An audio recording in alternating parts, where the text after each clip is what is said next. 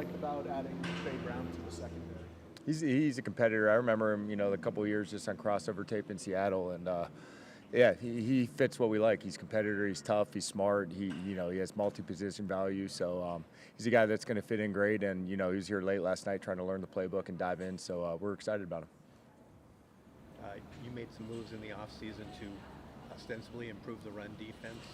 What do you guys have to do to slow down Saquon Barkley? Yeah, I mean, it's tough, because he's one of those guys, he gets a crease and he can take it, 60 yards at any point. So it's like you feel like you play good, and then next thing you know, boom, he hits it. So obviously we just got to play sound, good gap sound defense, good knockback at the line of scrimmage, gang tackle, pursuit, all the same stuff that you would play in traditional run defense. You just got to do it every single snap because at any point you can break the game open. Last year you guys ran a lot of stacked boxes against him. He still was able to get some explosive gains. He's talked about how he kind of likes his looks because it's just one defender at the third level to beat. Is he just sort of a unique player to try to figure out how to contain his running backs? Yeah, he definitely is. Yeah, and you're exactly right. If you try to load the box to stop the run, it was kind of what I was referring to Gary. Then the next thing you know, he gets a seam and there's nobody else to tackle it. So you need some levels of layers to the defense, vision on him. And that goes to the pursuit and the gang tackling and everybody there. Any one-on-one tackle with space and with Saquon is an extremely tough tackle, as we all know. So, yeah, I definitely agree with that point.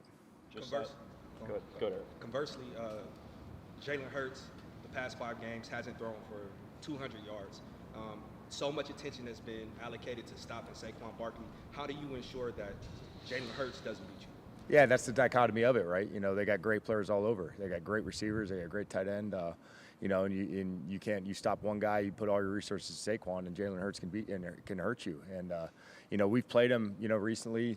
Obviously twice last year, the year before, and he's hurt us in the past game. And we know he's definitely capable of doing that. And so you got to divide your resources accordingly. Josiah Stewart got his first career sack this past weekend. Just what have you seen from him through the first couple of weeks? He's a stud. We saw it going into that first game week. He had been kind of in and out with some injuries in training camp, and he was locked in, ready to go. And he was a guy, as soon as the pads came on in training camp, you felt him. He's an every down player. He can play in the run. He's tough. He's physical. He runs the ball. He's smart. He can process.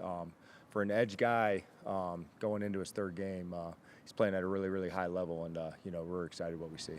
Chris, Sean has said that Byron Young took his game to the next level. How have you seen him, improve his game, and what specific areas has he done that? He definitely did, Wyatt, and it's everyone sees the splash plays, obviously the 3 sacks, the sack fumble, things like that. But I think as far as his down in, down out, pre-snap demeanor, how he's hitting blocks in the run game has been the most impressive thing with him, and he's playing at an extremely high level. Like we talk about with Kobe Turner, you can't find many bad snaps, and that's how Byron Young is so far this year. You can't find many bad snaps on tape with him. Byron's also talked about how he felt a level of responsibility with Michael's departure to be the leader of that room. How have you seen him change his approach as a 30-year guy now? Yeah, he's the veteran of the group now. He's played a lot of football. I mean, I want to say he played 1,000 snaps his rookie year, and then played a ton of snaps last year. I don't think he's missed a game, so you're exactly right. He knows, him and Joe Knigler, our outside backers coach, came in the league kind of together at the same time. It's been fun to kind of see that relationship grow.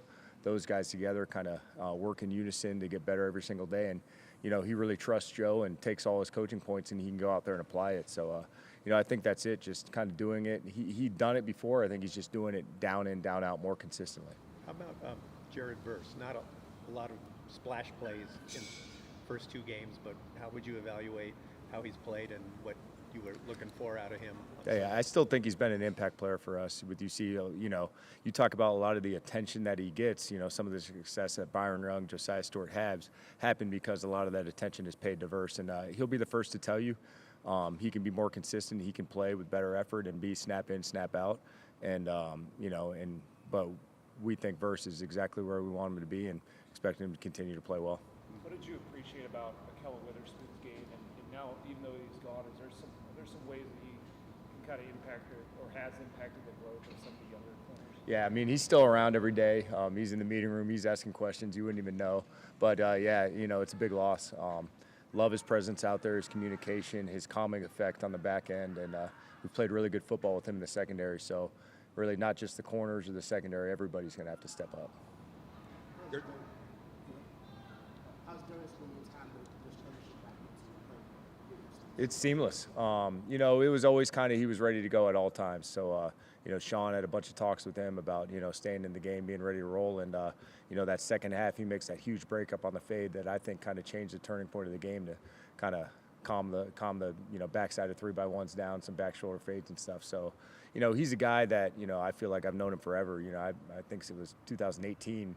You know, we've kind of known him since. So, you know, we've had a lot of ups and downs together. And we knew at some point he would play a critical role for this defense, and just happened to be last week. Some rookies, when they come into an NFL team, they subvert their personalities. But Jared has been Jared from day one. How important has his willingness to be himself been in making the transition so smooth at this level? That's who he is, and you know, I think that's just his style of play, and that's his personality. And I think that's what, you know, Sean and Les and the people in this organization have done is people come in here, they feel like they can be the best versions of themselves. So when we drafted Jared Verse, that's all we wanted him to be, the best version of Jared Verse. Didn't want him to tone it down at all, didn't want him to do anything, be himself exactly who he is, and that's what he's done so far. There's really no way to prepare for the tush push now that you guys have seen it up close and personal several times. How do you begin to game plan and try to take that away? Yeah, I mean, you see it just like I do. Obviously, they got a lot more practice than us at it. So, you know, it's something that, you know, you just try to do. You try to do it in walkthroughs and see if you can stop it.